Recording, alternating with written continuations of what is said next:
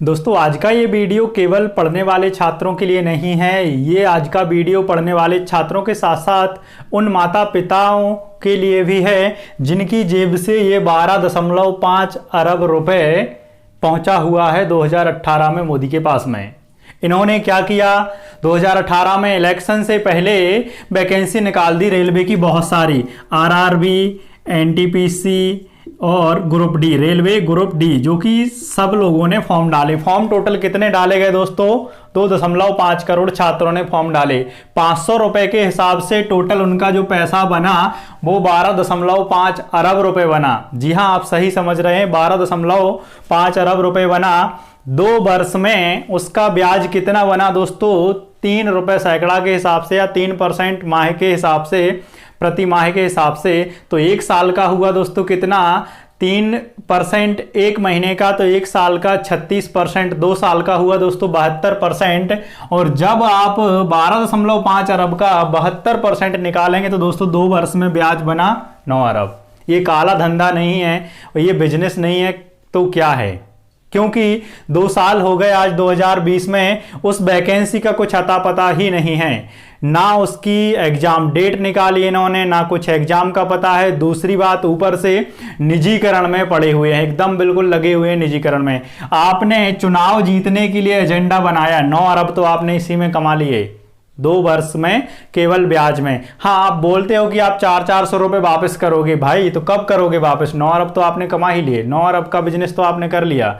यहां पर एक एक छात्र 20-20, 25-25 हजार की नौकरी के लिए अपनी पूरी जिंदगी दांव पे लगाए बैठा हुआ है। कोई सुसाइड कर रहा है, कोई कुछ कर रहा है, उससे आपको कुछ नहीं पड़ा हुआ है। आपको तो मोर के साथ में वीडियो बनवाना है और कुछ नहीं करना है, ये आपका चलता रहता है ना। आप देश के प्रधानमंत्री हैं कि एक्टर हैं, कहीं भी कुछ भी आप बनाते रहते हैं, कुछ भी चलता रहता है। तो देखिए दोस्तों, यहाँ पे आपके लिए समझने की बहुत ज्यादा जरूरत है कि इस तरीके से आज भी इस वैकेंसी का, रेलवे एनटीपीसी का और ग्रुप डी का कुछ अता पता ही नहीं है कि ये वैकेंसी आखिर कहां गई। कोरोना निकल गई कि मोदी जी निकल गए, पता ही नहीं चल रहा है कुछ भी कि आखिर ये चल क्या रहा है। दूसरा, एसएससी के ना तो नियमित एग्जाम होते हैं, जो पहले हो रहे थे थोड़े बहुत भी, उनका कोई नियमित कुछ भी नहीं है। तो आपके लिए जो ट्वीट करना है दोस्तों, ट्वीट करना और हर जगह कमेंट करना है speak up, hashtag speak up for SSC railway student, और ये हैशटैग बायकॉट एसएससी चेयरमैन। क्योंकि जब साला चेयरमैन ही गद्दार बैठा हुआ है तो तब क्या करेंगे अपन, है ना। तो इसको भी हटवाना है।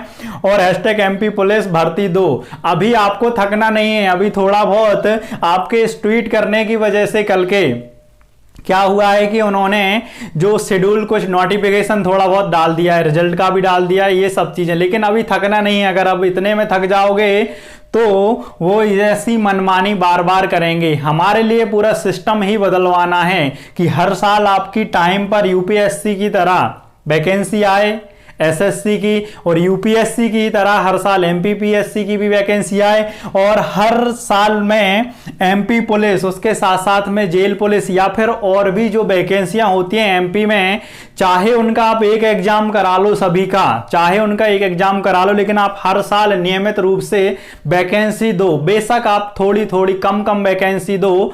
इस तरीके से जैसा ये होता है 10वीं 12वीं में कि भाई एग्जाम फिक्स तो है कि कब एग्जाम होना कब नहीं होना। बेचारे बच्चे पढ़ते पढ़ते बूढ़े हो गए, उनके बच्चे भी पढ़ रहे हैं और उनके बाप भी पढ़ रहे हैं, मम्मी पापा भी जा रहे हैं कोचिंग और बच्चे भी जा रहे हैं। और आप लोगों को लग रहा होगा कि यार इनका धंधा नहीं चल रहा, तो इनको बड़ी आग लगी हुई है। आग नहीं लगी हुई है मेरे प्यारे भाइयों।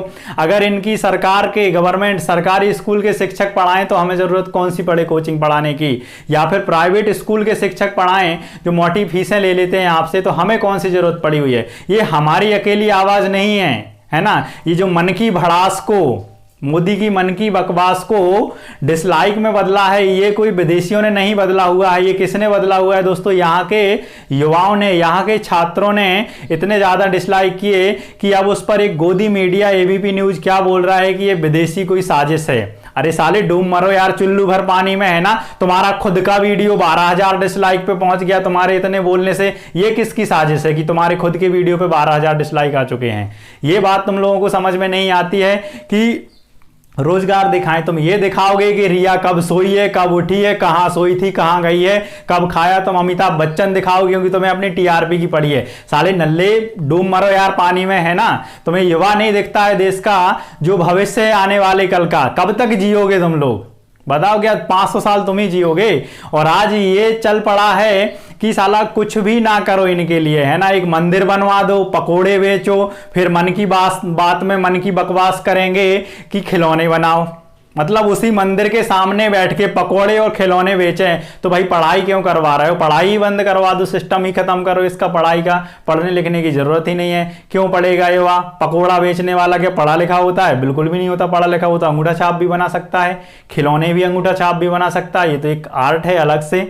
यही सिखवाओ ना बचपन से, पकोड़े ऐसे बनाने हैं, टेस्टी ऐसे बनते हैं, नमक इतना डालना है, मिर्ची इतना डालना है, धनिया इतना डालना है, खिलौने में ये आकृति देनी है, ये डिजाइन देनी, ये पढ़वाओ।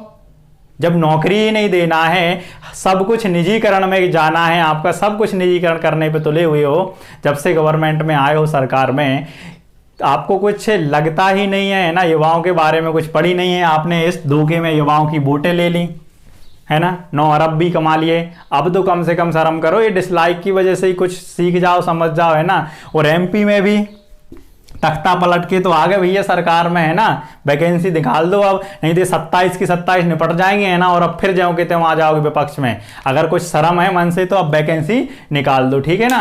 और दोस्तों सभी छात्रों से मेरा निवेदन है, सभी शिक्षकों से मेरा निवेदन है कि आपके लिए रुकना नहीं है, थकना नहीं है, बिल्कुल लगे रहना है हमेशा हर जगह। ये तो आप कॉपी करके रख लो, पूरे के पूरे एक बार लिख लो और सभी जगह आपको कमेंट करना है। कॉपी पेस्ट, है ना, 100 बार कमेंट करो, है ना। कोई काम नहीं है अभी हमारे लिए, कोई काम धंधा नहीं है, यही आपका काम धंधा है, यही आपकी ड्यूटी है, यही आपको कमेंट, यही आपके ट्वीट आपके लिए नौकरी दिलाएंगे। इस बात की मैं गारंटी लेता हूं, क्योंकि जितनी आप मेहनत कर लोगे 2-5 दिन में या 1 महीने में, पूरा का पूरा सिस्टम बदल जाएगा। इस बात की गारंटी है, क्योंकि ऊपर से लेके नीचे तक सभी शिक्षक, दिल्ली से लेके हर जगह के आपको शिक्षक सपोर्ट कर रहे हैं। बस आप सभी छात्रों का साथ चाहिए, क्योंकि शिक्षकों के करने से कुछ भी नहीं होगा, क्योंकि उनको ये लगेगा कि इनके रोजगार नहीं चल रहे हैं। तो याद रखो, यही शिक्षक 200-500 रुपए की फीस में सभी छात्रों के लिए जॉब दिलाते हैं। कहीं किसी भी शिक्षक के लिए कोई भी स्टूडेंट 50,000 या 2 लाख नहीं देता, ना ही कोई शिक्षक लेता है। 200-500 रुपए में पढ़ा के वह जॉब दिलाता है, जो ना आपके सरकारी स्कूल वाले कर सकते हैं, ना ही प्राइवेट स्कूल वाले कर सकते हैं। और अगर ऐसा है तो फिर कोचिंग की जरूरत ही ना पड़े। मैं तो कहता हूं कि आप लोग धंधा बंद करा दो शिक्षकों का। और ये कोई धंधा या व्यवसाय नहीं है, ये एक स्वरोजगार है। कोई भी शिक्षक पढ़ाता है किसी छात्र के लिए, तो इसके लिए बिल्कुल भी आप लोग इस वे में मत लें कि शिक्षकों की रोजी रोटी नहीं चल रही, इस वजह से आग बबूला हो रहे हैं। भाई वैकेंसी नहीं है, क्या सब कुछ निजीकरण कर दोगे? देश के युवा सुसाइड कर रहे हैं, ये तो आपको देखना चाहिए। तो दोस्तों आपके लिए बिल्कुल भी रुकना थकना नहीं है, आपके लिए ये ट्वीट करना है। जो आपको जहां पे भी ट्वीट नहीं मिल रहा है, सभी को कॉपी करके रखो। कॉपी पेस्ट लगे रहो, कोई काम नहीं है। 24 घंटे एक ही काम करो, ट्वीट करो और कॉपी पेस्ट इनके लिए करते रहो। और 4 सितंबर में आप पहुंचे भोपाल, अगर आप पहुंच सकते हैं तब, अगर नहीं पहुंच सकते हैं तो कोई दिक्कत नहीं, आप मेरे लिए वीडियो कॉल करके समर्थन करें, मैं पहुंचूंगा। मेरा नंबर मैं आपके लिए डिस्क्रिप्शन में दे दूंगा। Thank you.